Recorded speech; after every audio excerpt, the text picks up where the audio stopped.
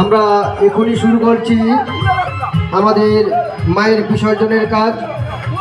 তাই রকস্টার ক্লাবের সকল সদস্যরা আপনারা মণ্ডপের সামনে চলে আসুন। আমাদের দেখতে দেখতে অনেকটা টাইম কেটে গেছে, তাই আর দেরি করবেন না। সরস্বতী মাতা কি জয়, সরস্বতী মাতা কি জয়। আসছে বছর আবার হবে, আসছে বছর আবার হবে, হয় কি না হয় দেখতে টাটা।